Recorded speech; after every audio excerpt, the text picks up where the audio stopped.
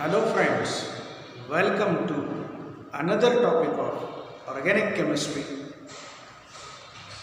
Introduction to Polymer Chemistry, Class 12.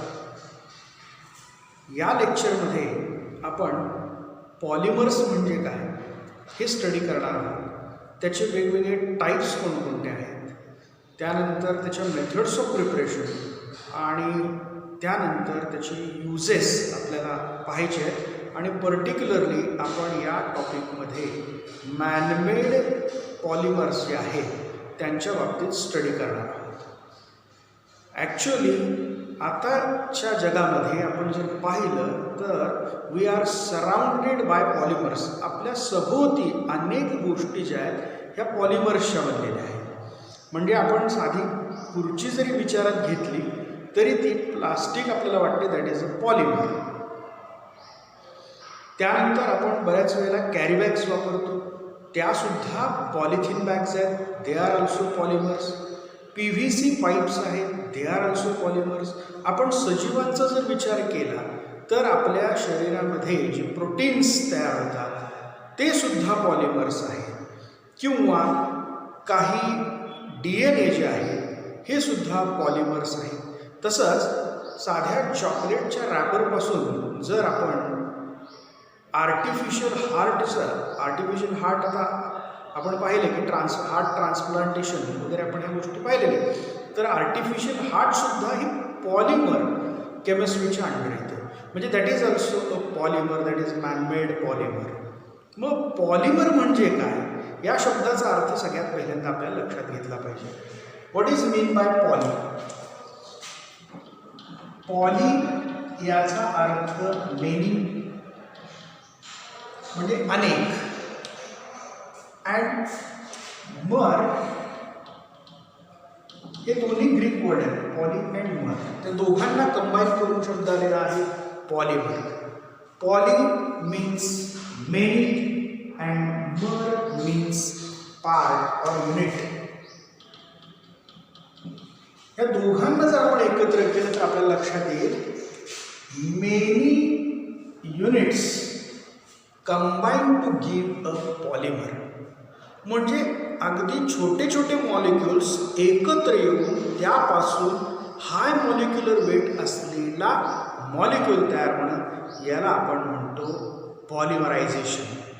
मग जे छोटे छोटे युनिट्स असतात they are called as monomers. मग आपल्याला पॉलिमरायझेशनची डेफिनेशन जर करायची असेल तर आपल्याला म्हणावं लागेल पॉलिमरायझेशन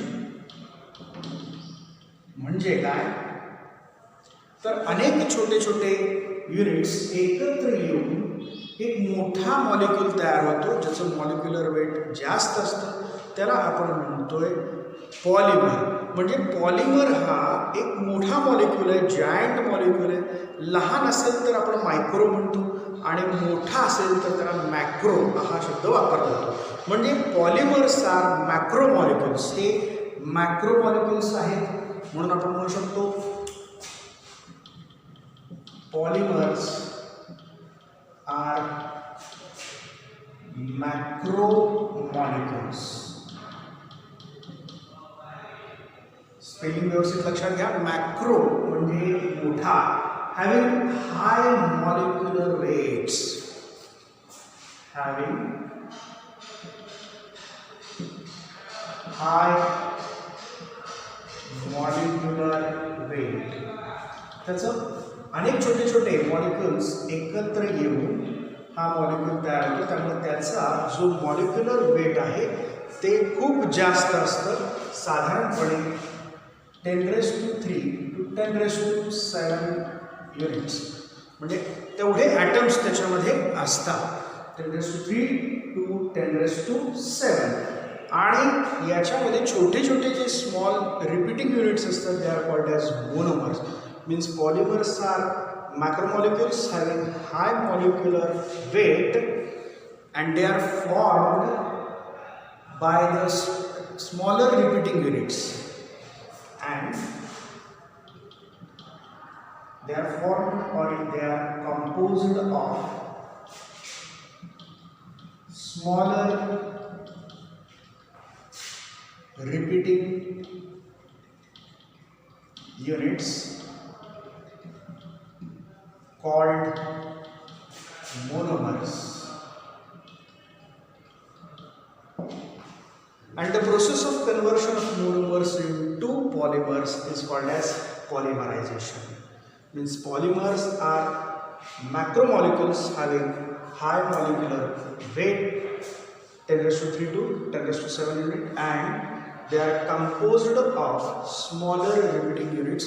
The smaller repeating units are called as monomers. एखादा एक्झाम्पल आपण घेतलं तर आपल्याला अगदी व्यवस्थित समजेल. फॉर एक्झाम्पल इथिलीन मॉलिक्यूल आपल्याला माहिती आहे, CH2 double bond CH2, this is ethylene or you can say ethene. Okay, याची असंख्य मॉलिक्यूल्स ज्या वेळेला पॉलिमरायझेशन प्रोसेस त्यावर घडविली जाते, म्हणजेच हाय टेम्परेचर हाय प्रेशर आणि काही वेगवेगळ्या कंडिशनमध्ये हे मॉलिक्यूल्स एकत्र आणले जातात, त्यावेळेला ते अंडरगो पॉलिमरायझेशन टू गिव्ह. आता अनेक मॉलिक्यूल एकत्र येणार आहेत, त्यांच्यासाठी आपण लेटर वापरूया N.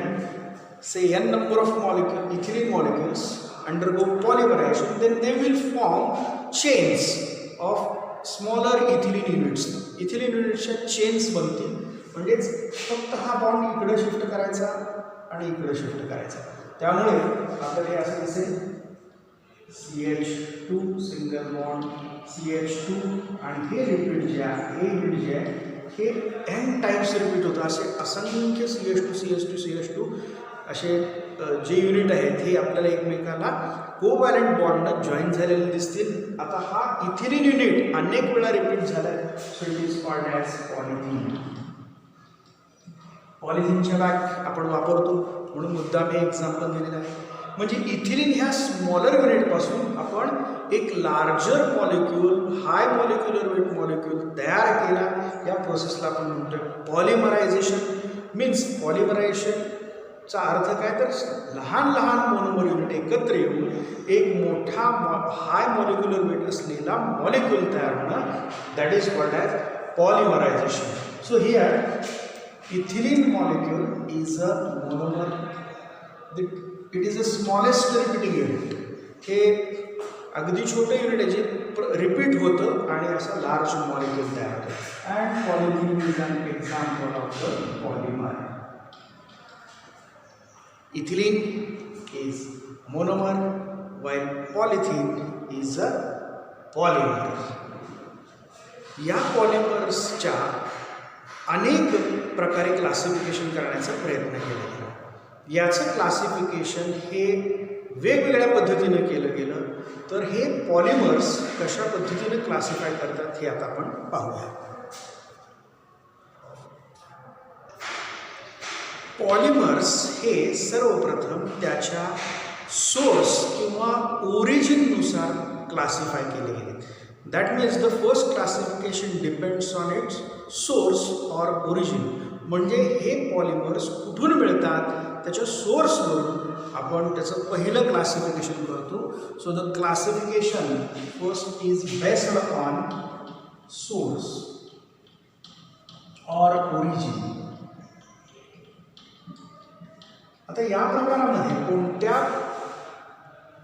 सोर्सपासून आपण पॉलिमर्स तयार करतो किंवा पॉलिमर्स मिळवतो, तर या ठिकाणी त्याचं क्लासिफिकेशन पुन्हा 3 प्रकारामध्ये केले गेलेलं आहे. One is natural polymer, second is synthetic polymer and third is semi synthetic polymer. त्यामुळे from source or origin they are classified as first is natural polymers. म्हणजे काही पॉलिमर्स हे निसर्गातूनच मिळतात, त्यांना आपण म्हणतो natural polymers. That means the source is nature. मग निसर्गामध्ये सजीव जे आहेत त्यांच्यापासून आपल्याला पॉलिमर्स मिळू शकतात. उदाहरणार्थ प्लांट्सपासून पण आपल्याला पॉलिमर मिळतात. कॉटन हे त्याचं एक्झाम्पल आहे, किंवा linen that is an example.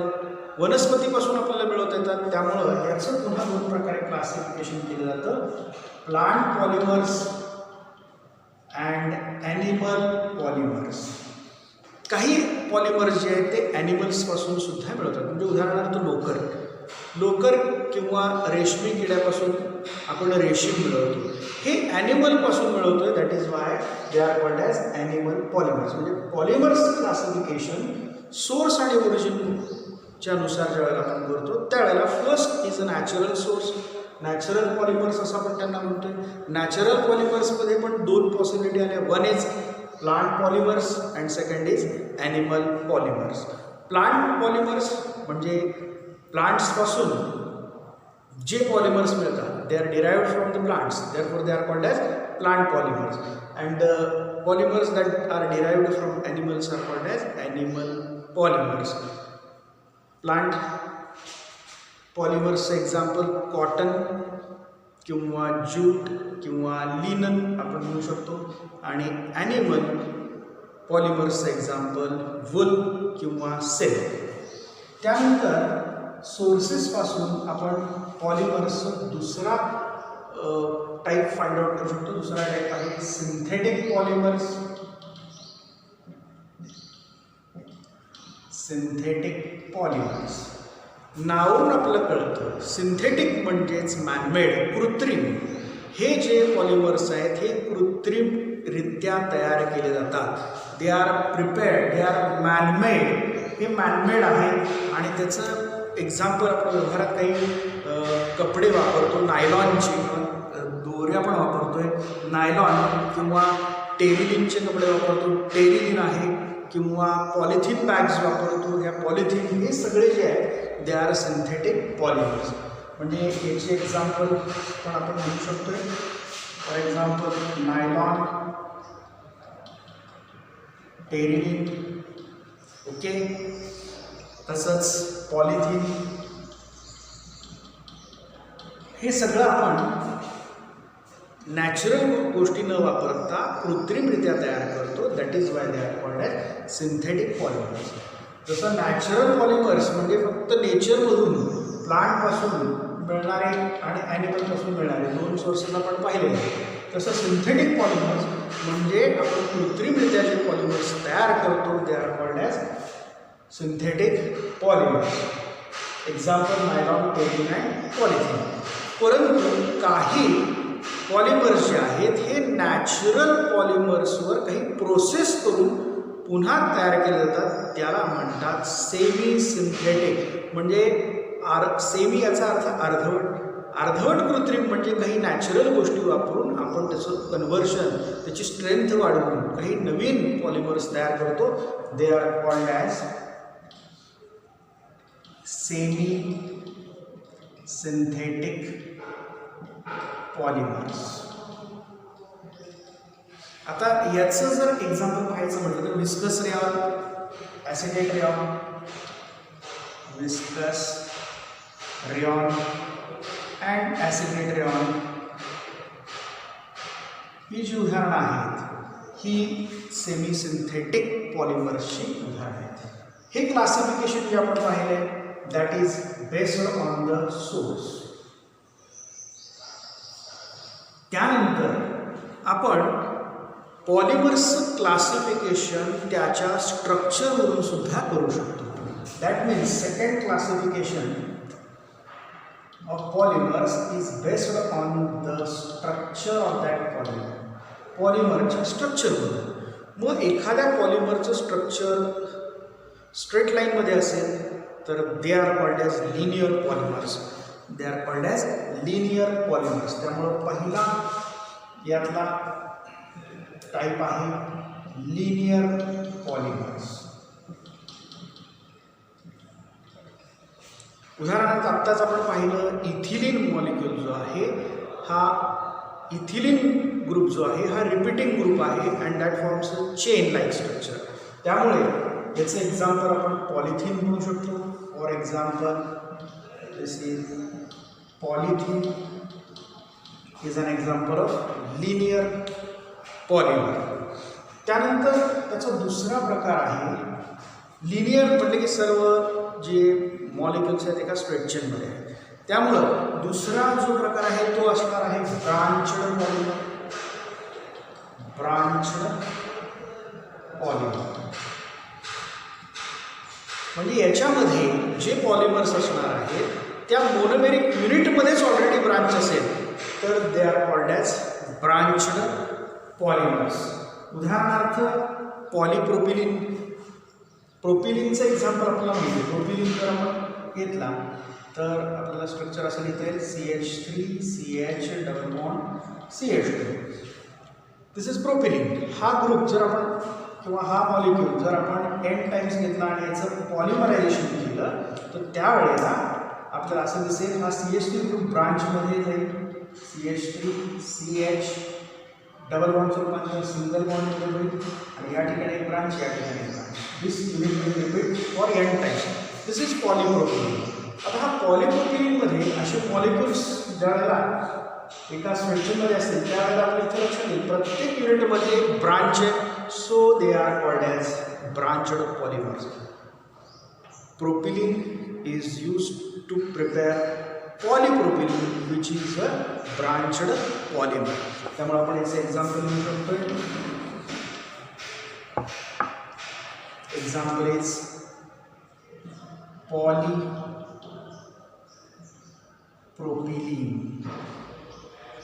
त्यानंतर याचा तिसरा प्रकार जो आहे that is network or crosslinked polymer. Network or crosslinked polymer म्हणजे आपल्या लक्षात येईल की अनेक पॉलिमर्स एकत्र येऊन एक नेटवर्क सारखं स्ट्रक्चर तयार होतं. एक जाळीसारखं स्ट्रक्चर तयार होतं किंवा हे पॉलिमर्स एकमेकांमध्ये क्रॉस लिंक होतात. त्याला आपण म्हणतो क्रॉसलिंक्ड ऑर नेटवर्क पॉलिमर असं आपण त्याला म्हणू शकतो. याचं एक्झाम्पल जे आहे ते बॅकेलाइट म्हणून आपल्याला देता येईल. बॅकेलाइट कसं तयार करतात मी थोडक्यात इथं सांगतो म्हणजे कन्सेप्ट क्लिअर होईल. फॉर्माल्डिहाइड आणि phenol. Formaldehyde means HCHO when it is reacted with or polymerized with phenol. Phenol बरोबर आपण ज्यावेळेला हे पॉलिमराइज करतो त्यावेळेला पॉलिमरायझेशन नंतर फिनॉल रिंग OH आणि या ठिकाणी ग्रुप अटॅच होतो CH2OH आणि पॅरा पोझिशनला एक CH2OH. तसंच त्याचबरोबर आणखीन एक प्रोडक्ट तयार होतो with 2 CH2OH group at ortho positions म्हणजे प्लस OH CH2OH CH2OH. आता हे जे मॉलिक्युल्स आहेत हे एकत्र येतात एकमेकांमध्ये क्रॉस लिंक होतात आणि एक नेटवर्क स्ट्रक्चर तयार होतं. म्हणजे या दोघांच्या रिॲक्शनमधून इथं मी ते स्ट्रक्चर दाखवायचा प्रयत्न करतो. ओके. या दोघांच्या एकत्र येण्यामुळे हे स्ट्रक्चर असं होतं OH फिनॉल रिंग. ओके. हे अशी पण आपण दाखवू शकतो. रिंगच्या साह्याने सुद्धा आपण ती दाखवू शकतोय. त्यानंतर हा CH2 okay that will react with next molecule. Okay. इथला CH2 जो आहे हा पुढे रिंग तयार करेल. हा इथे पुढे पुढच्या रिंग बरोबर रिॲक्ट करेल. इथं हा खालचा CH2OH जो आहे हा CH2 नेक्स्ट फिनॉल रिंगला अटॅच होईल. इथला CH2 नेक्स्ट फिनॉल रिंगला अटॅच होईल. OH इथला एक CH2 आणि इथला CH2 पुन्हा पुढे बॉन्ड तयार करेल. इथला CH2 पुन्हा बॉन्ड तयार करेल. म्हणजे अशा प्रकारचं एक नेटवर्क एका जाळीसारखं स्ट्रक्चर तयार होतं अँड हे एकमेकांमध्ये क्रॉस लिंक झाल्यामुळे असं स्ट्रक्चर तयार होतं. That is why they are called as cross linked or network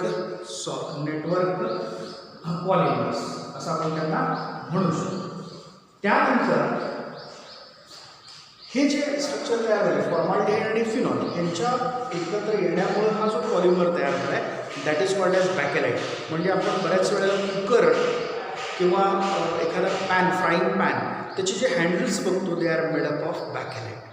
अतिशय हाय इन्सुलेटिंग मटेरियल आहे ते आणि अतिशय हार्ड आहे. That is made from bakelite. Structure of bakelite is like this. आणि हा जो आहे नेटवर्क किंवा क्रॉस लिंक्ड पॉलिमर्सचं example. So we can say just directly example network or cross linked polymer example is bakelite. At least प्रत्येकाचं एक तरी example आपल्याला माहिती पाहिजे. Linear polymers they are polythene आपल्याला माहिती आहे. Branched polymer polypropylene. Network or crossed polymer that is a बॅकेलाइट.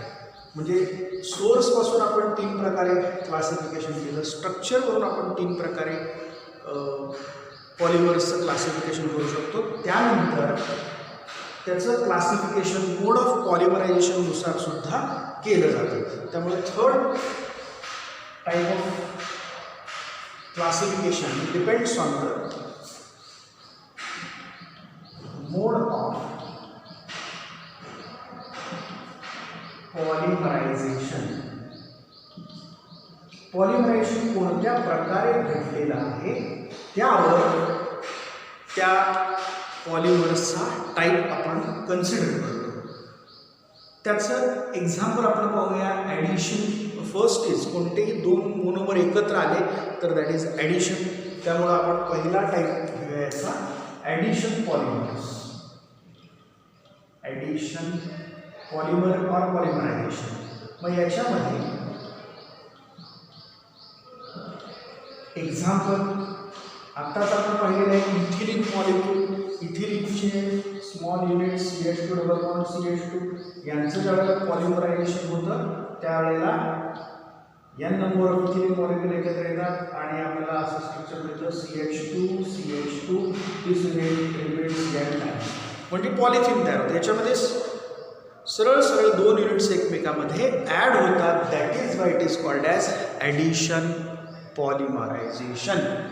त्यामुळं ॲडिशन पॉलिमरायझेशनचं एक्झाम्पल आहे पॉलिथिन.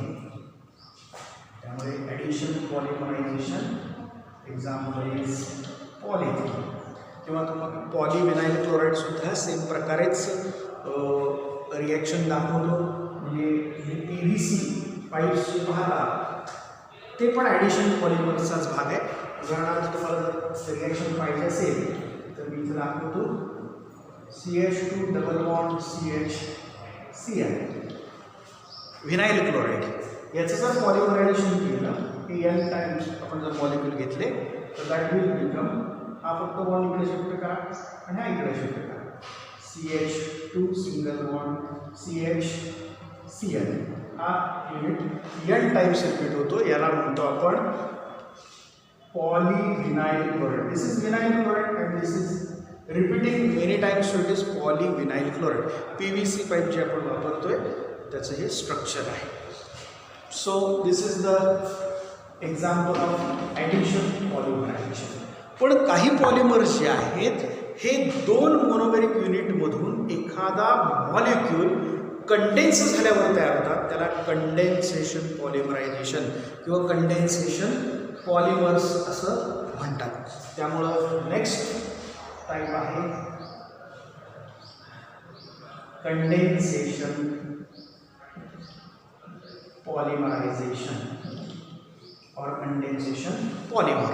मग याचं एखादं एक्झाम्पल आपण जर लक्षात घ्यायचा प्रयत्न केला तर कंडेन्सेशन 2 मॉलिक्युल्स एकत्र येऊन जो मॉलिक्यूल तयार होतो त्याला आपण म्हणतो कंडेन्सेशन पॉलिमरायझेशन.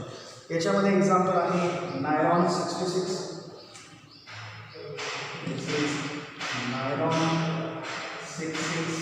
नायलॉन 66 याच्याबद्दल आपण डिटेल याची प्रिपरेशन पाहणार आहोत. नायलॉन 66 याच्यामधून हा तयार होताना आता आपल्याला एवढे फक्त कन्सेप्ट लक्षात घ्यायची की कंडेन्सेशन पॉलिमरायझेशन म्हणजे काय. तर दोन मोनोमरिक युनिट ज्या वेळेला एकत्र येतात त्यावेळेला एक तर वॉटर मॉलिक्यूल किंवा एक अल्कोहोल मॉलिक्यूल त्यातून बाहेर पडतो. It is formed by the elimination of water molecule और मिथाइल अल्कोहोल. कोणता एखादा अल्कोहोल किंवा वॉटर मॉलिक्यूल हा इलिमिनेट होतो आणि त्यानंतर जो पॉलिमर तयार होतो that is called as condensation polymerization आणि त्याचं एक्झाम्पल आहे नायलॉन 66. किंवा तिसरा जो मोड ऑफ पॉलिमरायझेशन मधला टाईप आहे that is ring opening polymerization.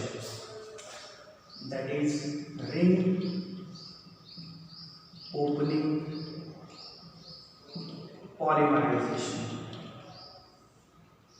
यामध्ये एखादा मॉलिक्यूल जो रिंग स्वरूपात अस्तित्वात आहे त्याची रिंग ओपन होऊन ब्रेक होऊन नवीन पॉलिमर तयार होतो. त्यावेळेला त्या पॉलिमरायझेशन प्रोसेसला म्हणायचं आहे रिंग ओपनिंग पॉलिमरायझेशन प्रोसेस और रिंग ओपनिंग पॉलिमर. याचं एक्झाम्पल आहे nylon 6.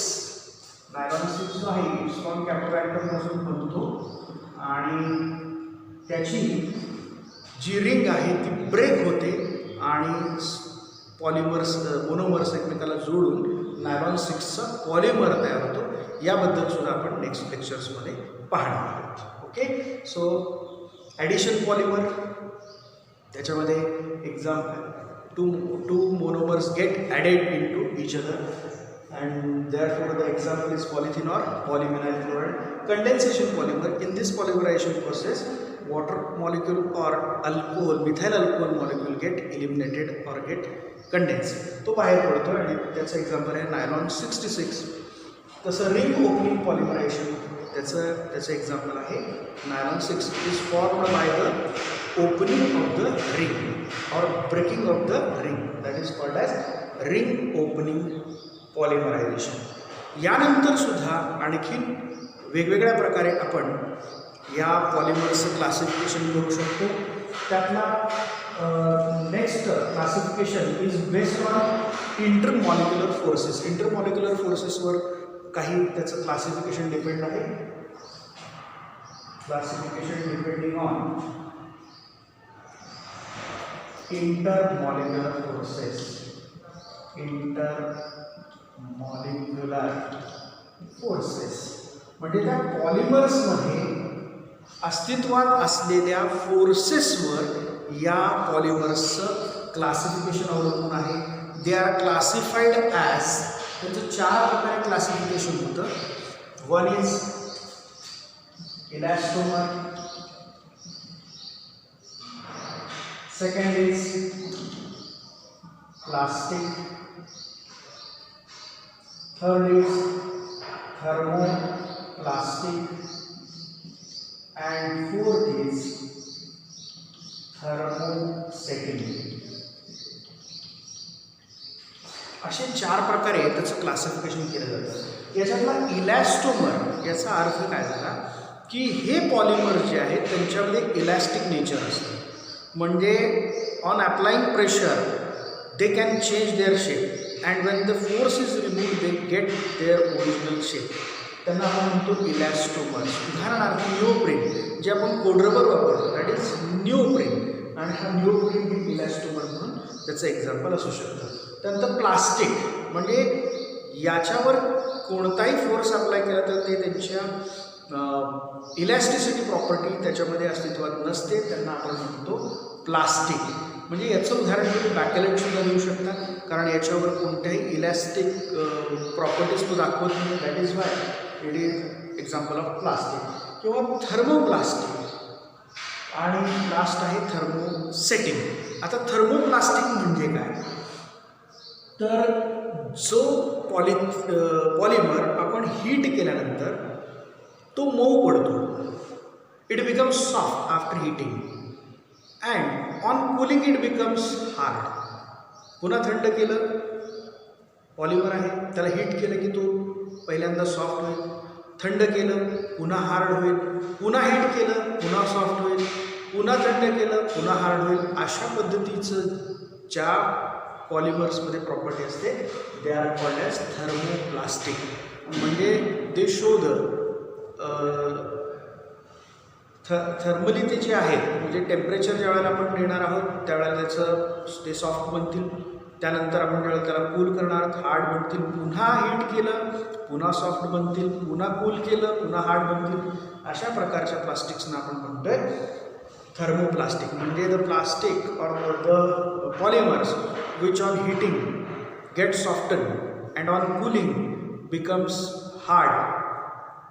Again on heating they become soft. The polymers showing this property are called as thermoplastic. पण त्याच्या एक्झॅक्टली अपोजिट थर्मोसेटिंग आहे. यांना हे ज्या वेळेला सॉफ्ट हीट करतो त्यावेळेला सॉफ्ट होतात, त्यांना मोल्ड केलं जाऊ शकतं, पाहिजे तो शेप दिला जाऊ शकतो. पण त्यानंतर त्यांच्यामध्ये जे काठिण्य येतं पुन्हा तुम्ही हीट केलं तर मात्र हे सॉफ्ट होत नाहीत. Means the polymers which on heating becomes soft and on cooling becomes hard permanently are called as thermosetting plastic असं आपण त्यांना म्हणू शकतो. अशा प्रकारे इंटरमॉलिक्युलर फोर्सेसनुसार सुद्धा आपल्याला त्याचं क्लासिफिकेशन करता येऊ शकतं. यानंतर आणखीन 2 प्रकार आहेत. Next 5th classification. हे जे क्लासिफिकेशन आहे, आपण कोणत्या टाईपचे मोनोमर्स त्या पॉलिमरमध्ये आहेत त्याच्यावर हे क्लासिफिकेशन डिपेंड आहे. So it depends on the type of monomers. Type of monomers. मग जर एकाच प्रकारचे मोनोमेरिक युनिट एकत्र येऊन जर पॉलिमर तयार होत असेल, दे आर कॉल्ड ॲज, त्यांना आपण म्हणतोय होमोपॉलिमर्स. होमो म्हणजे same, so they are called as homopolymers. आणि दुसऱ्या प्रकारचे आहेत 2 वेगवेगळ्या प्रकारचे मोनोमर्स एकत्र येऊन नवीन पॉलिमर तयार होतो. आणि त्यावेळेला आपल्याला लक्षात येईल दोन्ही जर मोनोमर सेम आहेत असतील तर त्याला आपण होमोपॉलिमर म्हणतो. म्हणजे जर दोन्ही पॉलिमर्स वेगवेगळे असतील तर त्यांना आपण कोपॉलिमर्स असं म्हणतो. So they are called as copolymers. म्हणजे the polymer formed by the repetition of same units are called as होमोपॉलिमर्स.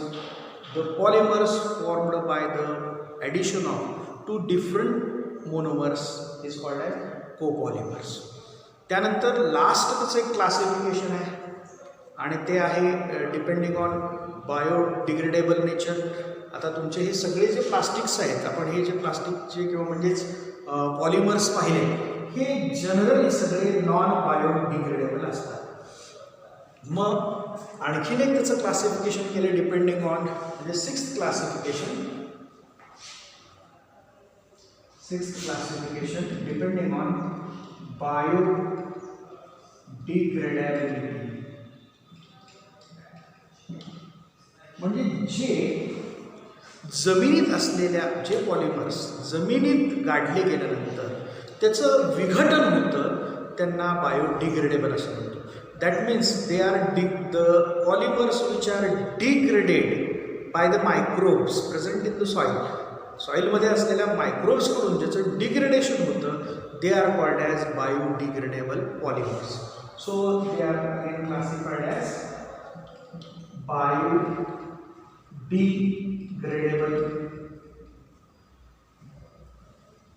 Biodegradable polymers. And second, बरेचसे प्लास्टिक याच्यामध्ये इन्क्लूड होतात, म्हणजे जवळजवळ 99% जे आहेत दे आर नॉन बायोडिग्रेडेबल. म्हणजे ते मात्र जमिनीमध्ये मुले असतात, त्यांचं अपघटन किंवा विघटन होऊ शकत नाही. दे are called as non biodegradable. म्हणजे या लेक्चरमध्ये आपण पॉलिमर्स म्हणजे काय पाहिलेलं आहे, पॉलिमरायझेशन म्हणजे काय पाहिले, आणि पॉलिमर्सचं क्लासिफिकेशन कसं करतात हे या लेक्चरमध्ये आपण पाहिलं. Classification is based on the first source or origin.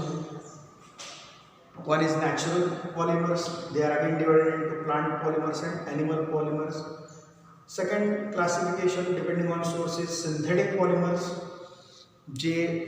Man-made polymers, and they are called as synthetic polymers. And third is semi-synthetic polymers. That means some natural polymers on some treatment with acids or bases gives these polymers. They are called as semi-synthetic polymers. Example, viscous rayon and acetate rayon. Depending on the structure, they are classified as linear polymers, branched polymers and network polymers. Polythene is an example of linear polymer. Polypropylene is an example of branched polymer. त्याच्यामध्ये branches असतात त्यामुळे आपण त्याला branched polymer असं म्हणतो. आणि network polymer example is bakelite, which has a network like structure. And third classification depends on the mode of polymerization. Polymerization कशा पद्धतीने घडलंय. Addition मोनोमरशी झाली असेल तर they are called as addition polymers. Example is polythene. Condensation दोन मॉलिक्युल्समध्ये झाले असेल आणि एखादा वॉटर मॉलिक्यूल किंवा मिथाइल अल्कोहोल मॉलिक्यूल हा बाय प्रोडक्ट म्हणून मिळत असेल तर they are called as condensation polymers. And third is ring opening polymers. Ring ओपनिंगचं एक्झाम्पल नायलॉन 6 हे आपण नेक्स्ट लेक्चर्समध्ये पाहणार आहोत पुढे येणाऱ्या. त्यानंतर next classification is depending on intermolecular forces.